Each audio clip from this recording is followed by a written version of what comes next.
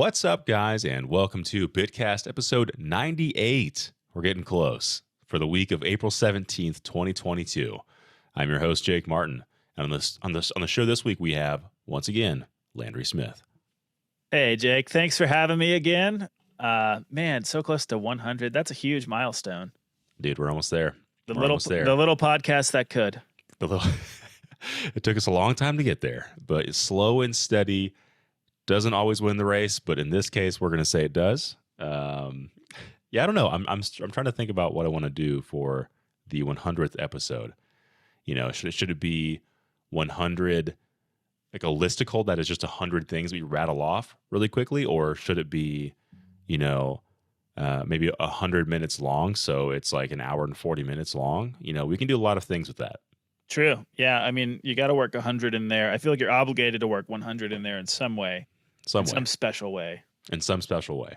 But I'll ruminate on that a little bit.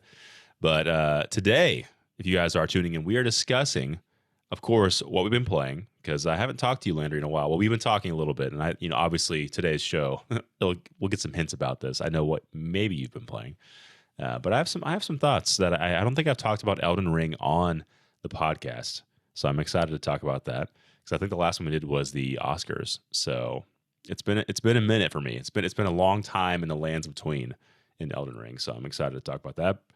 And then really quickly, the GB and GBA emulator switch rumors, and then Kirby in the Forgotten Land. We're doing a little deep dive on that. We've been playing a lot. Landry, you've been playing it. You got it almost near release day, or how long have you been playing it for? I got it on launch day. Okay, I'm pretty sure. Yeah, I feel like I got it on launch day. If not, maybe it was that Saturday. Yeah, I've had it for about a month now. Okay. Yeah. Definitely enough time to sink my teeth into it and then also reflect on the experience I had with it. So I think we're in a good place, or I'm in a good place to kind of fill in the gaps. Feelings. Yeah. Because I feel like I got my copy a bit later and I'm not super far. So but we'll talk about that. Quick housekeeping for you though. Right into us at BitCast@BitBloggers.com to have your questions or comments read off on the show. Drink of the show today. Landry, what do you have on your side? I have some ice cold filtered water. Ooh, filtered. Fancy, man. Oh, yeah. I'm doing a weird combo over here. I got some Walker Brothers kombucha that I was sipping on. And kombucha's a new thing for me. Matt, actually, friend of the show, host of the show, co-host of the show, he makes his own kombucha sometimes. Oh, interesting. So shout out to Matt if you want to try any of his delicious kombucha or kefir water, right? That's the other thing. It's like milk and something else. I don't know. It all is kind of gross to me when you start thinking about what's actually going on there behind the scenes, but yeah, you can't think about it too hard. But yeah, there are some that I've had that it definitely is impossible not to think about what's going on behind the scenes. It's like, well, this tastes exactly like what it is. And then there's some that are really nice, that I've had that are very enjoyable. You can see, like, sometimes you can see ones that have like the mother like floating in the top of it. And you're like, that's gross. Yeah. I don't think I should be drinking this, but apparently it's not bad for you. All those probiotics, all those bacterias, it's all good for you, I guess. And then I also have a good glass of water to keep me nice and classic. Yeah, absolutely. Ready to read. But before we jump into the GB and GBA games, Landry, I do want to know, what are you playing? Well, Jake, I'm glad you asked. It's been a weird year for me. 2022 has. I've kind of been in one of those gaming spaces where you jump into a lot of things and you kind of bounce off of them, and you start cycling through your favorite games and the depths of the library. And so I've really played a lot of retro games this year. A lot of that has to do with the Nintendo expansion pack. I went through Banjo-Kazooie, finally beat that for the first time. That was fantastic. Yeah. Star Fox 64, another great experience. That's just a game I had previously rented. Yep. But what I'm playing right now is actually, since the Nintendo kind of announced that 3DS eShop and Wii U eShop are going to not be in existence anymore, I've been kind of going through and checking out some of the sales they have on the eShop every once in a while. There's been a flash sale from Atlas and Sega recently, and then also from Capcom so far. So I picked up a lot of games, and I haven't actually played any of those. What I played was WarioWare Gold. I picked that Oh, up at McKay the other day. McKay's this kind of used bookstore here in Chattanooga. If you've never been, then you're missing out. It's a Chattanooga staple, kind of a Tennessee Tri-City staple, really. yeah. Knoxville, A great Nashville, establishment. Chattanooga. Oh my gosh. So they had WarioWare Gold there for $34.95, which is a pretty great deal because I've been looking at it on Amazon. The prices are steadily climbing. It's up to about $50 there. So Okay. Okay. figured I'd pull the trigger. I put it in. I've never played a WarioWare game before. That is, I was texting friend of the show, Ryan Darling. I was like, dude, this is the funniest game I have ever played. I'm literally laughing out loud at stuff. And I expected it to be like gross out humor, like picking nose hairs and, farts and stuff. Cause that's kind of who Wario is. That's who he is. Yeah. There's a little bit of that, but there is just so much stuff that you just aren't expecting. And like half the time I just have a smile on my face because it's like just a pleasant surprise that is Mhm. kind of like appealing to some kind of Nintendo fandom. And the other half, I'm just like, oh my God, I can't believe that that's what I'm supposed to do. And then it just actually brings me joy to actually figure it out in the amount of time that they give me the time to do the micro Yeah. game. So Because you have like what, 5 to 10 seconds usually. It's like 10 seconds is a stretch. Yeah, 3 to 5 seconds, I would say. I don't know. I've never timed it out, but like it's to nuts. look at the screen, figure out what you have to do, and the controls are extremely simplistic, but still, and that's the whole core concept. They'll just flash about 300 screens at you, and you have to figure out what you have to do in 3 to 5 seconds. But It's great. it's a really great game, and it's a great homage to Nintendo fandom, and really some pretty good writing and some pretty clever stuff. So that game I could see continuing to rise in price if they don't ever make it a port over, which Right. it might be kind of hard to port to the Switch because they could do the gyro sections but there's a lot of dual screen stuff that really they would have to compensate Yeah. for, Just and take out. and then there's a lot of touchscreen stuff as well. So it could be done, but it would be tough. I could see WarioWare working on the phone pretty well. And actually, I recall having an emulator on my phone that could play like the GBA version of one of the WarioWare games, and it worked well. Like the gyroscope elements of the GBA version, because that's I think the original WarioWare or one of the ones on the Game Boy had the gyroscope in the actual cartridge, and it worked on the phone, which I was surprised by. Well, that's Uh, awesome. but I could see that working pretty well on the phones potentially. I agree. Yeah, 'Cause you have definitely. like the touch control still. You can like draw things and do whatever you need to do, and then also like move it around. So, all right, if Nintendo is still doing their mobile strategy, who knows? But yeah, mostly just that, mostly WarioWare. Yeah, I mean, yeah, that's basically it. I'm playing also Spider-Man, Marvel Spider-Man from 2016, I believe is when that came out. Nice. Yeah, it's great. Going for the platinum on that just because it's an Insomniac game and I platinum, I think, all of their other stuff. At It's least impressive.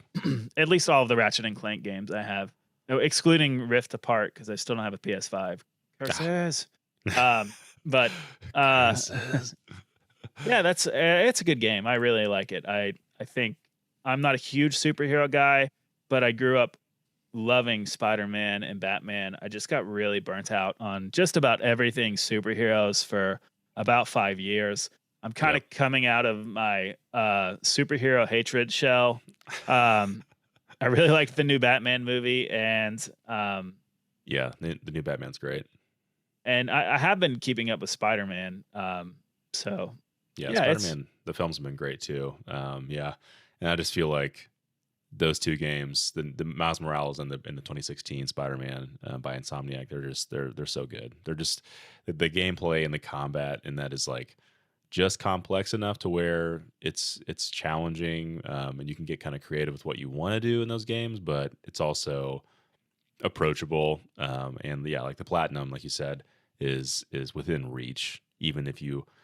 I'm somewhat of a completionist in most games, and those are like I feel like they're fair platinums. There's like not a lot of like ridiculous things you have to do to actually get the platinum in those games. So yeah, they're the That's a fun one. best developers at making platinums. Their platinums are Mhm. actually fun to attain, and they make you like actively seek out the Easter eggs and stuff. So as long Yeah. as you are willing to like look up a guide, I mean, I'm sure if I had to do everything by myself, then it would be very difficult.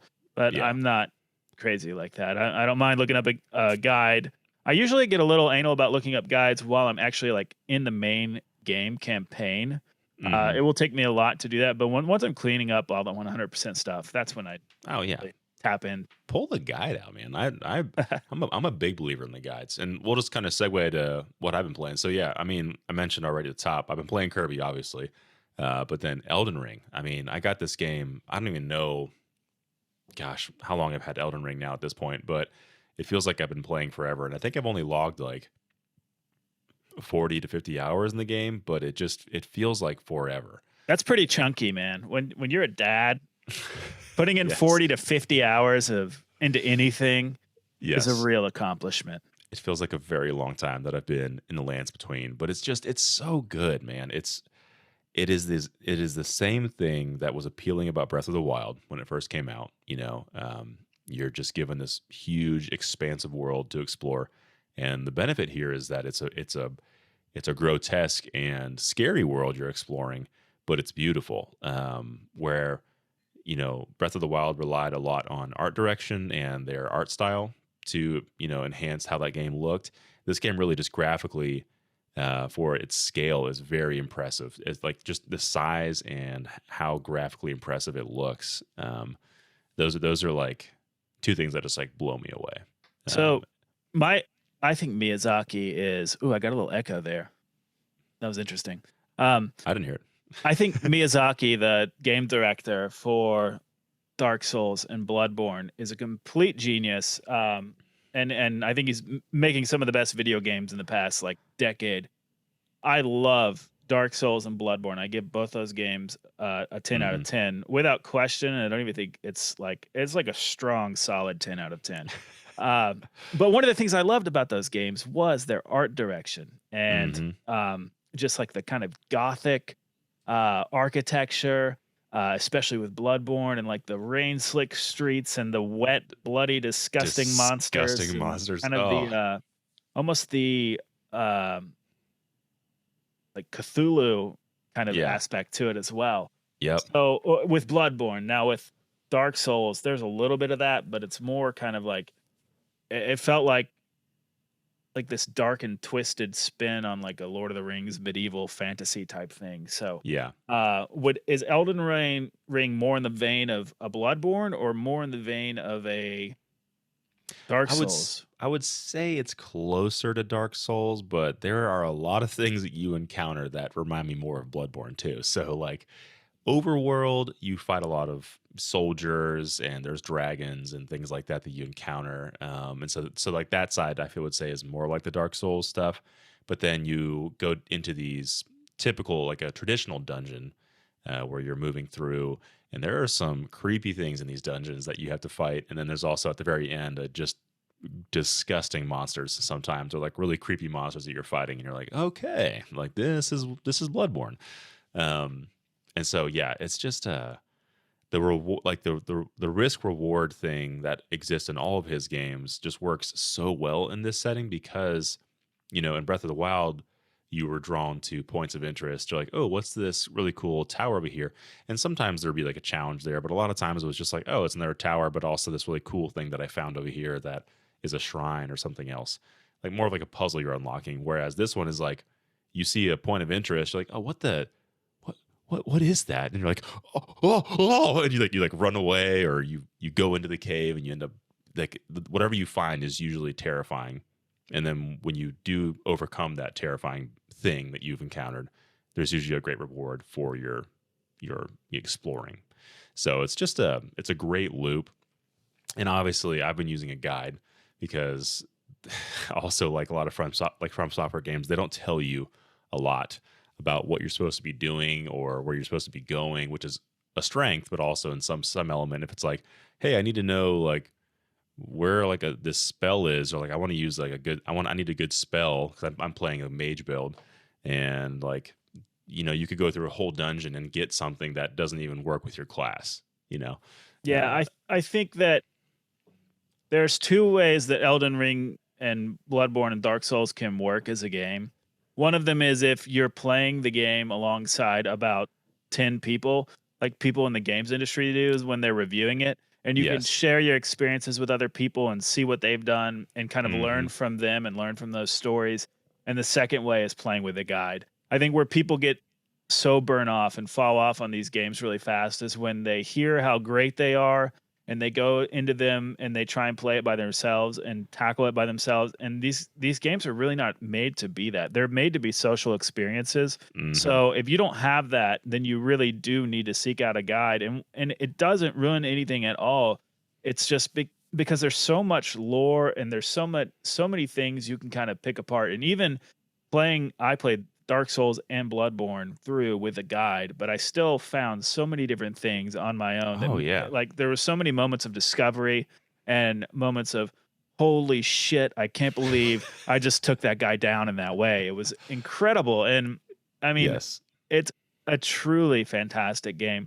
And one of the things that I've been curious about is Dark Souls, which is the game I've actually played most recently on the Switch. The Switch port's great. Yeah. The thing about that game that is so brilliant is its level design. Each Hmm. kind of level that you enter branches back into like the hub, and Yes. the way the game unfolds is just it's layer upon layer, and you're like, how does this all? Yes. The architecture of everything and the way it just comes back to the same central point is so absolutely mind blowing. And Bloodborne's level design is not as good, but it's what that game had was just this incredible aesthetic and Hmm. this vibe. To me, it has always felt like a 3D Castlevania, and I grew up loving Super Castlevania 4 and Yep. Symphony of the Night, and I was Yep. born on Halloween, so all of those monsters just kind of like that's like my favorite time of the year, and I just really enjoy being in those spaces. I Yeah. don't especially love like gross out horror, but I love like monster films and stuff like that. So Yeah. Bloodborne hit me on that level. I'm Hmm. wondering how Elden Ring will do that, or how Ring will grab me. And I have full faith in Miyazaki. I'm just really excited to kind of have the time to jump in and see what's going to reach out and grab me in that game because it does seem like a little just different enough of an experience from his past stuff to be unique. So Yeah. Yeah. I mean, yeah, I'm excited for you to play it. I think it's a game that you will absolutely love just based on what you told me. So yeah. I don't need to speak more about it. Everyone's heard enough about Elden Ring, but it's great. I'm loving it. And I think I'm like 75% towards the end. Maybe. I don't know. Every time I go talk to one of the guys, it's like you have this many people left to kill, and there's like 3 or 4 names. I'm like, dang, dude. I thought I was making good progress. I guess not. Okay. Well, moving on really quickly, I wanted to talk about this rumor. So there was a rumor that came out that Game Boy and Game Boy Advance games, uh, the emulator was spotted in like a leak of some sort of patch. You know how these guys do? They kind of go in the back end of the Switch and see things that are released, and they found a leak of something tying to Game Boy and Game Boy Advance games being added to the Nintendo Switch. We just got the N64 expansion pack not too long ago. And I just kind of, I thought this would be an interesting, just quick discussion topic. Like, what are your thoughts on this? Like, how would you feel about Game Boy or Game Boy Advance games coming to the Switch Online service? I think I play retro video games on those services more than a lot of people do. Like, I've really taken advantage of them. Yeah. I played a lot of Super Nintendo and a lot of Nintendo 64, especially. So Game Boy Advance is like Super Nintendo 2, basically. Yeah. It's like Yeah. 16-bit graphics, and Nintendo really made some amazing games for that. So I think it would be a huge boon for the expansion pack, just sweeten the pot a little bit, Yeah. or just the online service. I mean, it's a win-win. To me, it's shocking they aren't there already, to be honest. And the Game Boy, I think, for nerdy historian gamers like me, there's some classics on the Game Boy that I missed. And I grew up, I think I had 3 games for my Game Boy. I had Legend of Zelda, Link's Awakening DX, Super Mario Land 2, and Pokemon Blue. Yep. And I got probably 1,000 hours out of all those games, not individually, but total. And I loved it. But there's so much on the Game Boy I missed. And I actually have been playing Donkey Kong 94 for the first time recently. And that Mhm. game's amazing. And I'm wondering if there's any other just really classics. Like I know Mole Mania is a Shigeru Miyamoto developed game that not a lot of people have played, and I think that would be cool to have on the service. So, yeah, I would like to see them do this, and it seems like a no-brainer. Yeah, I think. Well, real quick, this is important. So you had a Game Boy. Did you ever have a Game Boy Color? No, I never did. Okay. Did you have a Game Boy Advance though?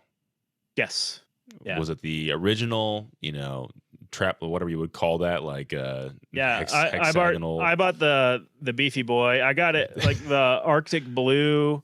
I got it Yeah, like not right when it came out, but like the first birthday I had after the purple it one. came out. Yeah, that Yeah. was good. The first game I picked up was Castlevania Circle of the Moon, Oh, and it was awesome, but there was no backlight on that version, and that game was infamous for being basically very dark. yeah, you could not see it. Like I remember having to sit on a specific spot of my couch right underneath the lamp. And that was the only way I could play it. And like it literally caused me shoulder problems. That is hilarious. Yeah, and I had the Game Boy Color, and again, yeah, same as you. I had like maybe 4 or 5 games at that time. It was like Pokemon, a few Game and Watch galleries, and then like Super Mario World, and maybe one of the Zelda games. And then I got the Game Boy Advance and had like a bunch of jank games. I had like Klonoa. That is not a jank game. Well, maybe the advanced version was. It was good. It was a good game. I just think like at the time, I just whenever I had it, I just was like, oh, this isn't as cool as other games. Like I want to be playing something different. Yeah. And then I had the Game Boy Advance SP as well. I got that too. Which had the screen. That top tier system, the Game Boy Advance SP. Dude, that thing that was SP was like it was gold. It was so amazing. cool. It was amazing. I actually had the micro too. Yeah, I'm jealous. I did not ever have the micro, and Matt had that too. It was not a good system. It was a nice novelty, but like no one should ever play that, and it's way too expensive now. It was so novel, just like bringing it to school and like being able to like game like in class because it was so small you could hide it easily. But now it's like kids just have their phones; they can do whatever they want to in class on their phone, probably. But yep, at the time it was cool. Okay, so real quick then. My thought, well, Mark had this question, I think, or someone in our Nintendo Bros chat mentioned this. So he was like, would the Game Boy games be added to the base tier and the Game Boy Advance to the expansion? Like, that kind of made sense to me, because they've had legacy or like older titles on the original, like online pass. That is the $20 version people can pay for. And it's like, that's like a good thing. Like, most people probably won't play a lot of Game Boy games. Like, if Pokemon comes on there, maybe.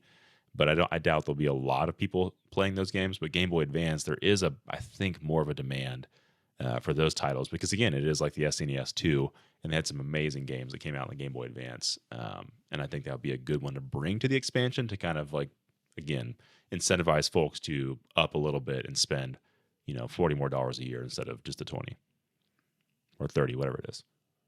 Yeah, I agree with everything you said. I mean, I really don't have anything to add. It almost seems like that's what they're going to do if they do it, but yeah, hey, maybe they would surprise everyone and give it to us at the base level. That would be nice too. I can't imagine they would get complaints for that. Yeah, but I doubt it. Nintendo's going to do what Nintendo wants to do at the end of the day with their stuff. So what games, real quick, if you had to pick like one or two, what games would you want to see added? You keep saying real quick. You're making me think like I'm going way too long on all my answers. No.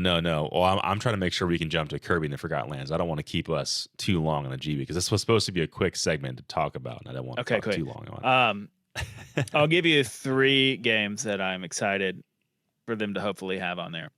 The first is Metroid Zero Mission. This was a remake of the original Metroid. I've never played it, but I think it's going to be great, and I can't wait to play it. I consider every single day whether I should buy it on the Wii U eShop, but I keep saying, like, no, they're going to bring that to the Switch, and when they do this, I will be so irritated that I spent $8.50 on that instead of something else. Right. Second, Kirby and I think it's Kirby and Nightmares Dreamland is the one that I really want to play. That is a remake of the NES Kirby's Adventure, and I think from what I understand, and this is another one I've never played, and I've always wanted to. So I would like to take a shot at that. And finally, this is an oddball one. This is one that I grew up with. I think it is a highly underrated game. Tony Hawk Pro Skater 2 on the GBA. Oh, on the GBA. Oh, it's man. It's so crazy. But this is where Vicarious Visions, who I believe they did the remakes, they did this on the GBA, and it's like so crazy how well it works. It's a isometric view, and you control your skater, and it basically has all the levels from an isometric view. It's not like one-to-one at all, but it is a wonderful arcade skater. I spent a lot of time, and I promise you, it plays very Dude. well. Oh man, I was looking at screenshots of that though, and I was like, this looks rough. I was like, I don't know if I can play this. I really don't know if You I know what it can. looked like was this was like a weird space and time that we got from like 94 to 96. The end of the Super Nintendo when they did that like Silicon graphics chip with Donkey Kong Country. Yep. It kind of like pseudo 3D graphics. That's kind of what Vicarious Visions looks like they did. I'm not sure if they did, but looks kind of like that same style. Yeah. With Tony Hawk Pro Skater 2. I personally love the Donkey Kong Country games. The first time I was on the show, I said it was my favorite game of all time. So I have a fondness for those graphics. I understand it's not everyone's thing. On Game Boy. Like my whole thought, Advance, Game Boy Advance. my whole understanding, yes, our Game Boy Advance. My whole understanding of Tony Hawk is playing it with a joystick and having that behind, third person camera where you're moving behind the skateboarder the entire time. Yes. And so like just trying to imagine using a D-pad to control a skateboarder across ramps just blows my mind. Well, Like, actually, PS1, the original Tony Hawk was released with just D-pad capabilities. I know, but still, it just That's sounds the first awful. way I played it. It just sounds awful. It sounds great for doing like tricks, doing like quick tricks, but as soon as you like want to steer and go a different direction, like just I remember having to do it, like mashing the D-pad with your whole thumb, like just making it sort of a joystick unofficially. But that is wild. How else are you going to pull off those Madonnas successfully, man? That's a good point. All I care about is if you can put in cheat codes and play as like an eyeball or something like that. The Neversoft eyeball. That's a solid point.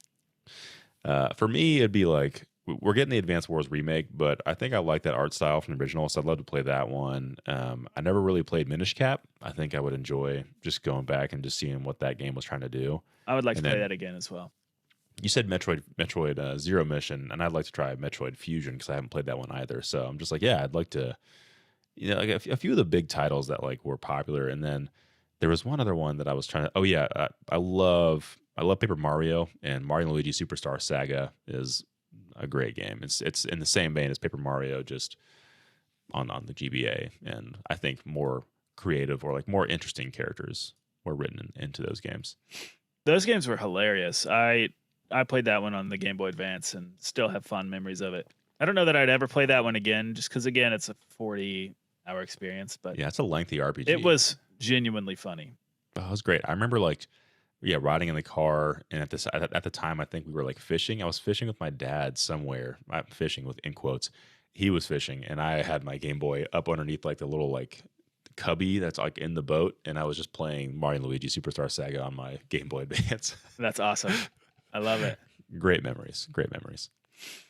All right, well, let's move on to then the topic of the show, which is Kirby and the Forgotten Lands. So again, we talked at the top of the show about how we've had these for varying lengths of time. You have finished the game? Correct.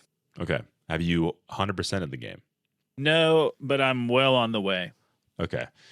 It seems like it's pretty easy to do in this game. There are some challenges that I've already encountered that are pretty difficult. But yeah, I'm about. You can probably tell me. I just got to the amusement park, and I think I've finished like 2 levels in there. So I don't think I'm very close, actually. No, you are not. You're right at about halfway, maybe a little before halfway there. Okay. That's just the base game. There's an entire second campaign afterwards. Don't tell me these things. Yeah. Oh. Or do tell me these things. I'm very curious to hear about this second campaign. I'm excited. Yeah. But real quick, what is your history with Kirby? What Kirby games have you played in the past? So, I'm not a huge Kirby guy. I played Kirby's Adventure in the weeks coming up to Kirby and the Forgotten Lands because I wanted to kind of like put another one under my belt. I also played Star Allies.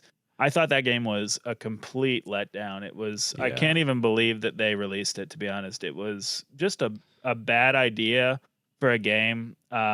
Yeah. There wasn't a lot of positive things to say about it. It's one of the worst, in my opinion, first party games on the Switch. Yeah.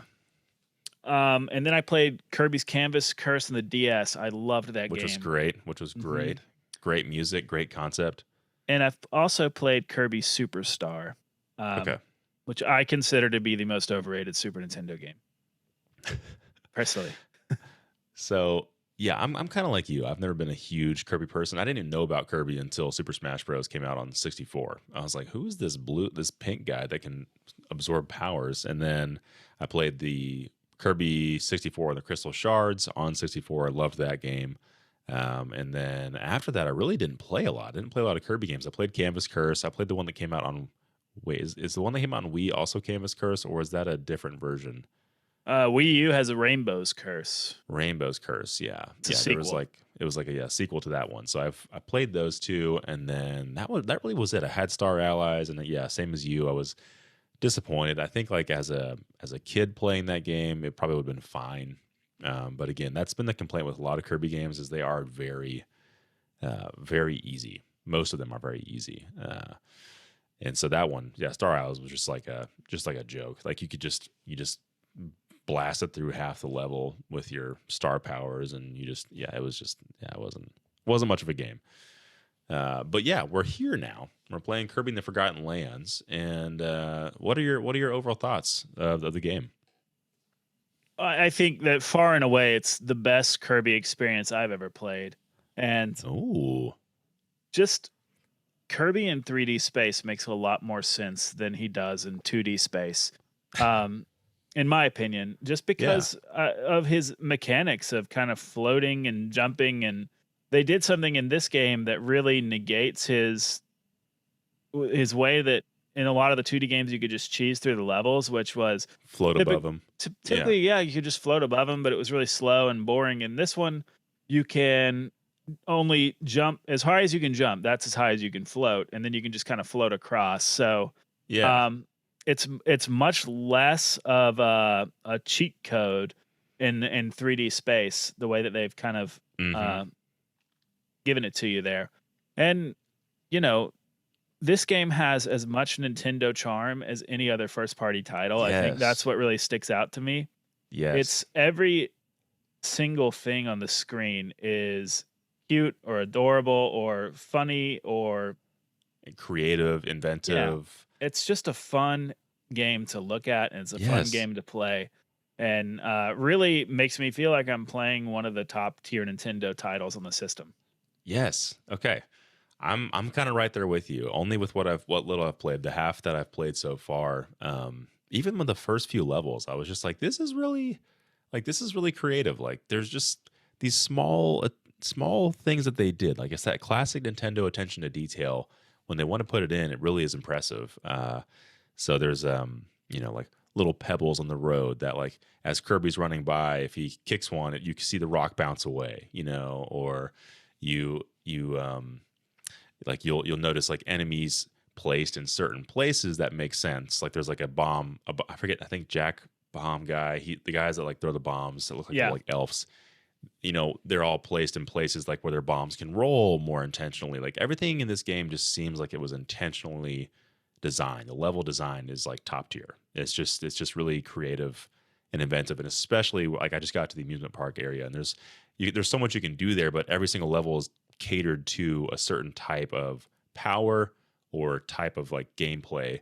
So there's a car racing level where you're trying to race to get the best time, and then there's a light bulb level where like you light up the tracks and you have to see where you're going, and then there's the water level where you're having to turn into a water balloon and carry water around and like wash things off and bring plants to life. And yeah, it's just like it just seems like they were able to get all of their ideas that they've put in other games and just smush them all in this game. They just slapped them all in there, and it works. It's great. yeah, you're right, and the level variety is amazing. The level design is good. It's not anything that's like, holy smokes, this is the best, platform level design of all time, but it's enough. And like we were mentioning, everything that you're looking at is cute and fun to do. So all of the power ups, the big power ups that you get, what do you call that? Mouthful mode. Yeah. Those are all really fun. Those Yeah. are the best moments of just about every level, in my Yeah. opinion. Uh-huh. Because yeah, you're kind of powered up, or they're just funny. Like, I don't know why the cone was the choice for like mouthful mode as one of the power ups. It's like, okay, cone like that. I mean, I guess that's the case for a lot of these power ups, but it's just funny. And like Right. mouthful mode for just having water, and everything else he kind of halfway is able to like completely put his mouth over something, but in this case he just fills himself up with water and walks around, Right. which is hilarious. Yeah. And So also, like they went as far as to make animations if you're in mouthful mode, which I thought was great. So like you have Kirby full of water, and normally when you find a Waddle Dee in the level, there's a little like screen that pops up, and they're both happy they found each other. But in like if you have mouthful mode on in whatever way, I noticed this was with the water one. He's like blobbing around, and he's it's just they made an animation for that. I was like, that's great. That's great. yes. Also, I do think this is like they were very thoughtful in UX or player experience as well. So being able to like the overworld map, you can like speed up and like shoot across the map really fast if you want to. And then also if you want to return quickly to Waddle Dee Town, it's literally just pushing B and it takes you back to town. That's There's like nice. a lot of like small decisions made. Like you can retry challenges really quickly if you want to by just hitting start. So like, yeah, in terms of just like ease of jumping in and out of things, also, I've enjoyed that. I thought it was pretty impressive. Yeah, I agree. And Waddle Dee Town's fun. It's not what I think a lot of people thought it was going to be, like a kind of simulator part to the Yeah. game. But for what it is, it's really fun. I love upgrading the powers. Each and every single one is great. My favorite Hmm. power I think that I've seen so far is when you are the drill that kind of drills underground. Yes. In one of them, you become a pencil sharpener, and it just makes everything that you go through, every terrain, kind of look like pencil shavings of that terrain. And it's like it's That's just amazing. beautiful. It's so cool. I don't know if you've got that power up, but I it's haven't, but that like sounds awesome. it is so awesome. I was like, this is so cool. And it's not even the last phase of that power up. There's another one. I actually think that one's more fun to be, but so like when you get to the third phase of the power ups, it's just like it feels really cool. If there's one complaint I have about it is I feel like there should have been one more power level to each of those. Like I think it would have been really fun to just feel super powerful as Kirby. You never feel that way in the game. Like some things Yeah. will still take 2 hits, and bosses are all they provide a bit of pushback no matter what power up you bring into them. Yeah. Yeah. There's quite a bit of pushback. So Yeah. I've noticed that too. The bosses are like relatively tough because for a lot of Kirby's abilities, not all of them, but a lot of them, you have to get pretty close to the boss to like actually do damage. And a lot of times I just like accidentally run into the boss if I'm like trying to do my attack, and then the attack animation ends, and I'm just sitting next to like the giant gorilla. I'm like, oh, okay, I'm about to get hit. Yeah, for me, like the only thing I can think of is in the same vein. Like I like that there's a lot of secrets in the map, but I'm not totally in love with how they tell you what the secrets are. Obviously I could use a guide to know ahead of time, but like in this context, if you miss a Waddle Dee, the only way to know like what you missed is to like play the level. It'll finish and it'll reveal one hint as to like, oh, stand on top of the rocket, or like view the park from the rocket. And you're like, okay, I'll go do that. So then you go back to the level, but you have to finish the whole level, I think, to get those Waddle Dees. And so like to complete this game, I think sometimes that system is a little bit frustrating because I'll have like 9 out of 10 most of the time, and I'm like, dang it, I missed one. So I have to go all the way back to the level and play it again, which isn't the worst. Once you know what to do when you go through, you can kind of just blast through it. But even still, that whole process is probably my biggest complaint. I don't love the replaying the levels that much just to find one Waddle Dee. But I guess I'm a little different in that regard. Like when I 100% a game, like I really like to sit. If I 100% a game, first of all, I don't complete everything that I play. If I right. give a game the respect to 100% it, then it means I really enjoyed it. So Hmm. I kind of like going through a level a second time and kind of poring over it and checking every crack and like seeing like how the Yeah. developers created it. And for me, that has increased the score I would give Kirby, because as I go through and look for those Waddle Dees, like the way they're placed or the way I could see that they designed the level, I'm like, I have a Yeah. little more respect for it when I'm doing the completion run. To be Mhm. honest, the first two worlds of Kirby, I was kind of thinking the game might leave me with like a 3 out of 5, because I felt, even though the game was obviously AAA like charm, I felt the design was a little boring. Like I actually fell asleep while playing one level, because it's just like it's that same thing about Kirby where it's like, okay, I don't mind easy games at all, but there's literally no pushback. Like I can get hit by this enemy like 18 times before I die. There's Yeah. no way, if I'm actively awake, that that's going to, destroy me. And the thing about Unless you're playing on wild mode. I play on wild mode, but Me too. uh, Yeah. I never even gave the other Spring Breeze mode a try. But the thing about Kirby games that are different, and what I've had to wrap my head around, is it's not actually a traditional platformer. It's more of an action game. There is Mhm. not a lot of running and jumping. In fact, I think there is one like Achilles heel to this game, and there's no run button. Like He when needs you're to go faster. Yeah, he's a little there's slow. the walking animation is just a bit slow, and the fact that there's no run button is just like, I wonder why they didn't add that. Like it would make the game, in my opinion, even better. It's Yeah. not a game changer. It's not like it doesn't ruin the game, but for me, and I think a lot of people, it would be nice to like hold down the ZL and just run. That Just would, sprint. Yeah. Maybe. especially when you're doing that 100% run and you grab one at the very beginning of the level Yep. and you're like, I got to get through the rest of this thing, man. I've already played it 3 times. Yeah, yeah. I'm always good for the second replay. But if I do a second replay and I miss the Waddle Dee that I was looking for again, I'm like, okay. I was like, where the heck is this Yeah. freaking Waddle Dee? It's guide time after that. Yeah, and then I guess you could maybe the developers thought you were going to be like using the powers like the flame power. You can dash in the air kind of, and you can go pretty fast when you're doing that. So maybe they were trying to account for like how quickly you can move with certain powers, but yeah, it just feels like Kirby could move a little bit faster. But yeah, not a game. Yeah, not a game ruining design by any means. Yeah, I think like overall, I just like I don't know about you, but like I also have been like surprised or impressed by the hidden little challenges in the overworld.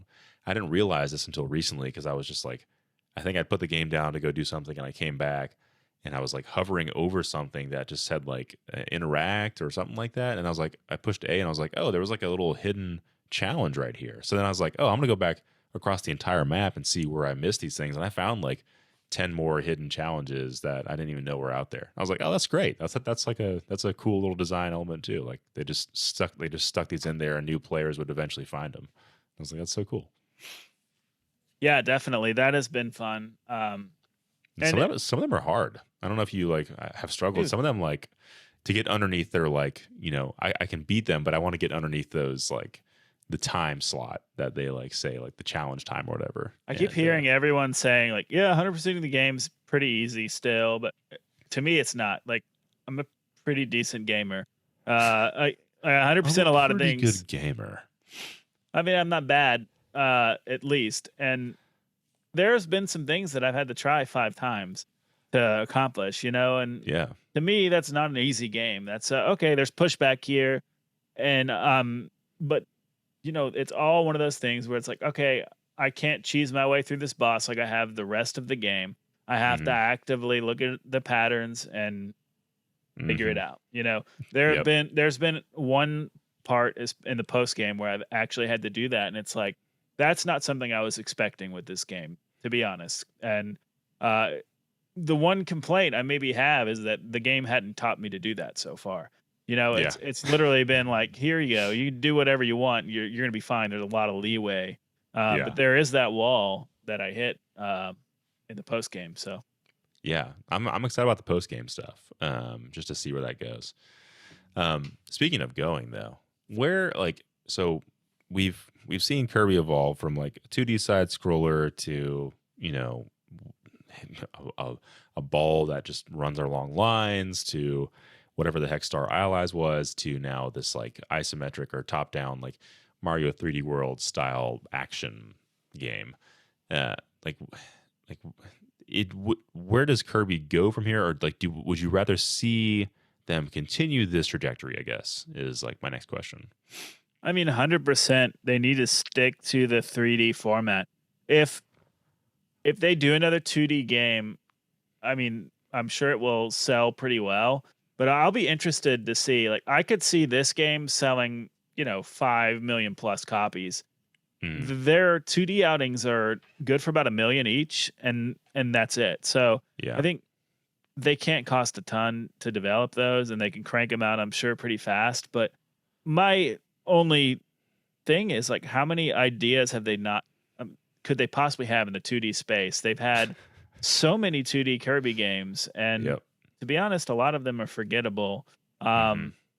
Because here's the thing about Kirby. If you look at a lot of Nintendo franchises across generations, there's usually one of them is going to like have their moment in the sun where it's going to be in a top 5 on some system, like Animal Crossing on the Switch, on the GameCube, F-Zero, X, F-Zero GX, F-Zero, maybe even arguably on the Super Nintendo. Those were all fantastic games.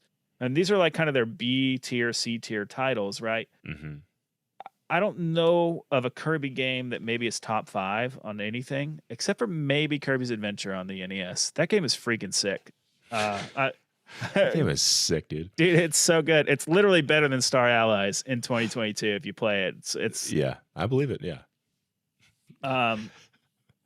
So maybe that, but I don't think it gets that respect though universally. So I think Kirby's always kind of been in the background, in the shadow, and I think the 3D space has really kind of given him his coming out party. Yeah, I mean he's round already. Like he's fun to control in that space, and you're right. Like it just feels like he belongs in a 3D. Like being able to control him in a 3D space, I think just has been fun. Like slide tackling, and jumping, and there is like some platforming stuff that they could probably add in that's a bit more complex down the road. Like they have some platforming puzzles here and there, but a lot of it's very rudimentary.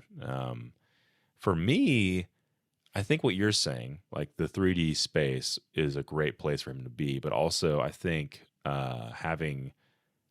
bringing back the power combination abilities from Kirby 64. And that's one I've never played, and I cannot wait till that comes out on the expansion pack. I will be playing that. It's just it's like this game where not at all like this game.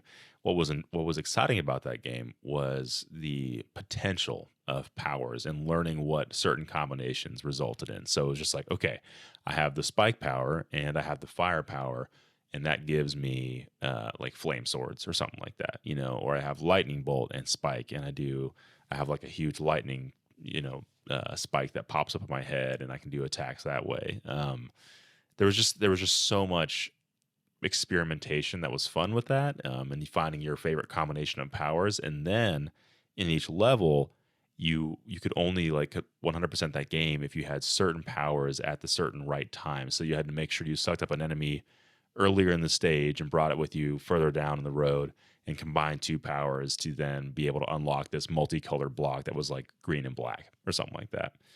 And it was just like I love that concept. I know it's very complex and probably not very easy to do, honestly, but I just think if they had the same game design here and just had the power combination idea back, I think that'd be a fun thing. Because like this one's great because you get to level up your powers, and so you feel like you're getting new powers and you're trying to see what each one is. But it's like that, except for you're combining them in the real world, or like in the actual level instead of.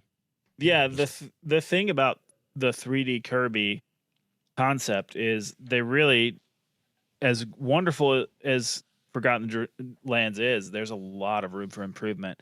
I think the powers are a huge space they could improve the game. Yeah, they could always add more. Yeah, like when you get the ice power and you can like skate and stuff, like that could be the speed boost in the game. Like that should be more fun to control than it is. It looks beautiful. Looks great. But then also, the one thing about 2D Kirby games is they weren't afraid to add complex mechanics to those power ups. Like it almost Hmm. felt like a training for Smash Brothers or a fighting game. Like you'd have some button combination moves. Yeah, They yeah, need to add that into the 3D space and kind of just make the complexity of those a little. I think they were worried about making it too complex, but yeah. I think that you could still have the base moves the way they are and still add that complexity for other gamers as well. So I think that's how the series will maybe take its next step. Yeah, I agree, and I think like they have some power combinations. They have some combinations you can do with like the sword and the cutter, but like a lot of it is like very rudimentary. I found the combo with the sword is where you slide in, then jump. You'll do like a little like jump attack thing, and then you can hit A Yeah, again, and you'll flip down and like do a stronger attack after that. Like that's like a little bit of a secret hidden combo, and no, you can do, exactly. but just more of that. Yeah, Just more of that. I do that combo all the time. I'm like, I wish there was more of this. It's the only Yeah. one I've found so far, but There's one with the cutter you can do, but I think it's only when you're on an enemy and like you're tapping like the attack button repeatedly. He'll like do like a little like flippy dippy like jump okay. around attack or something like that. But it's Yeah. not clear as to how to do that. You're like, I don't know what the combo is here. Spam, So spam, spam. yeah, just push the button as fast as you can. So closing this out, then, would you recommend this game? And I guess if you had to, well, if you had to score it, what would you give the score? And then like, who would you recommend this game to? That's weird because I would give this game like a light 4, light to a solid 4, but Yeah. I wouldn't recommend a 4 to everyone. Typically, I would recommend Kirby to everyone who has a Switch. I think this game is a top tier Nintendo title. I would consider it like in the vein of like Luigi's Mansion 3. Like you Hmm. should try this game. I don't think there's any way you're going to hate it. Um, and where you're at, Jake, is where I started to like the game.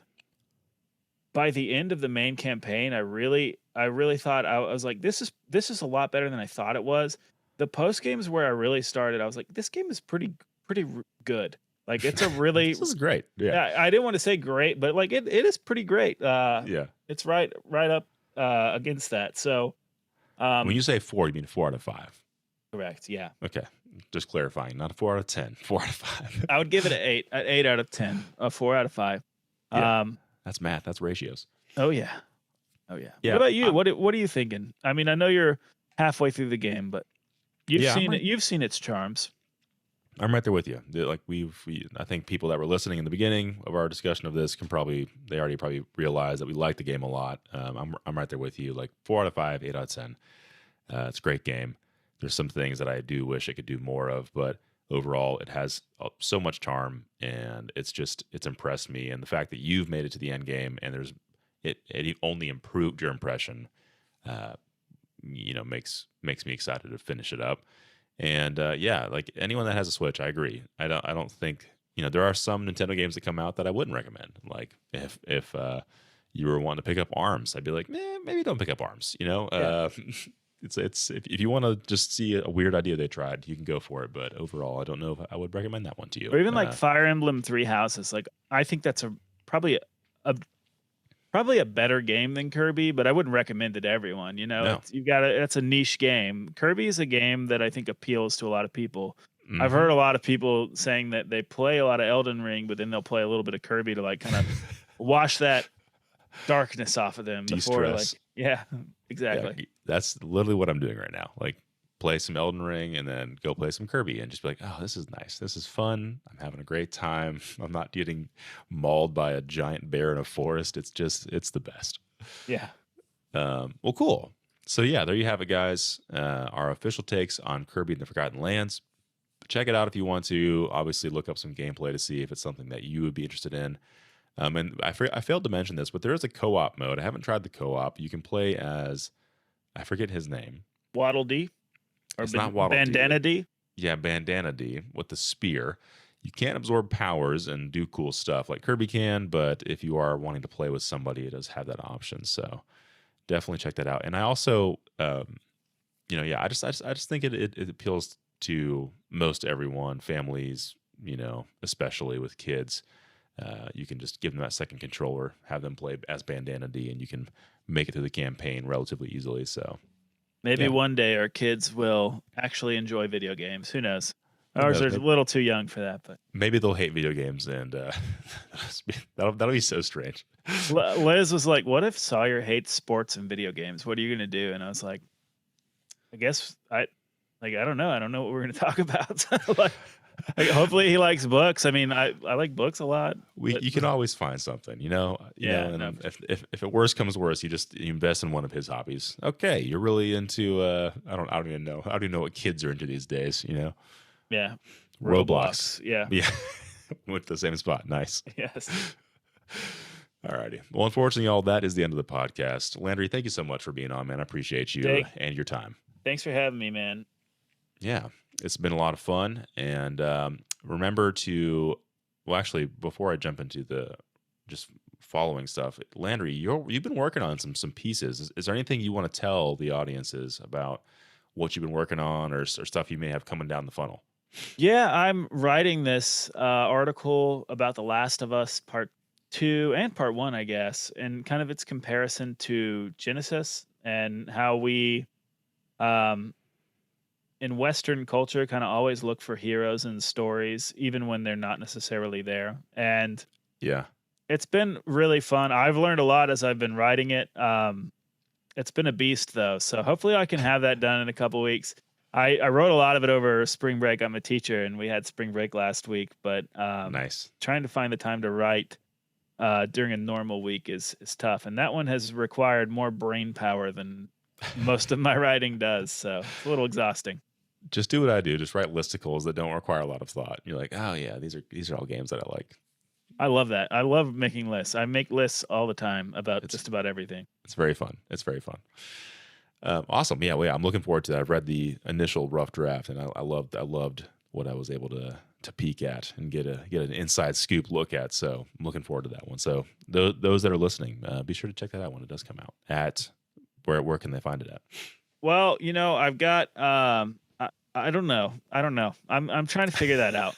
I have a Medium where I post some stuff, and honestly, I don't even know how you can find that. So it's honestly, it's somewhere out there. It's on the internet. Next time you're on the podcast, I'm sure it'll be done by then. Yeah, my name is Landry Smith. No, I have a blog, but I'm thinking about just kind of rewiring it this summer. That's one of my go-to things. It's like, where am I going to post my content? How can I be more regular about it? And I feel that. Yeah. I feel that. That's a continual battle with anyone that exists on the internet that wants to create content. Yep. How can I be more consistent? Well, it's too hard. It's too hard. We all have jobs, so and children. Yeah, exactly. All right. Well, yeah. So be sure to check out bitbloggers.com for any updated stuff. All of our podcasts and blogs and other things are on there. I recently put together a top 10 N64 games that are still worth playing today. List out recently. That was kind of fun to write. Most of those are on the Switch expansion pack. Some of them are not. I think 8 out of 10 are. So if you are a recent owner of the Switch or have not played N64 games, that's a good list to reference. And then also, if we are going to be streaming, I'm on Twitch, Discord, social channels, all those things at BitBloggist. So look those up there. Until next time, y'all, though, this has been BitCast. Thanks for tuning in. Let's talk about some stuff. Bye. Peace.